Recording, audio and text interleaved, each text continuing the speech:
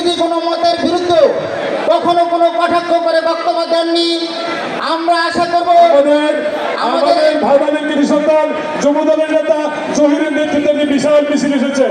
আমরা আশা করব আমরা যারা তার নেতাকর্মী তারাও যেন প্রত্যেকে তার এই আদর্শ মেনে চলি। পরিশেষে বলতে চাই যে আগামী ফেব্রুয়ারি মাসে জাতীয় সংসদ নির্বাচন, আমাদের সেই নির্বাচনে বিএনপি মনোনীত প্রার্থী ডাক্তার দেওয়ান মোহাম্মদ সালাউদ্দিন বাবুকে ধানের শেষ প্রতীকে ভোট দিয়ে বিপুল ভোটের ব্যবধানে জয়যুক্ত করব এই আশাবাদ ব্যক্ত করে আপনাদের সবাইকে ধন্যবাদ জানিয়ে আমার বক্তব্য শেষ করছি। আল্লাহ হাফেজ। বাংলাদেশ জিন্দাবাদ, শহীদ অমর হোক, খালেদা জিয়া জিন্দাবাদ, তারেক রহমান জিন্দাবাদ, সালাউদ্দিন বাবু ভাই জিন্দাবাদ। ধন্যবাদ সবাইকে। জহিরকে মঞ্চে আসার জন্য অনুরোধ করতেছি। তোমার বক্তব্য এখন 1 মিনিটের ভিতরে মঞ্চে আসবা জহির।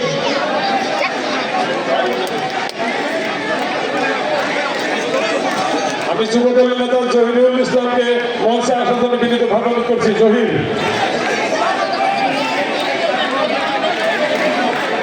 পরেরটা বলো, এরপরের নাম বলো।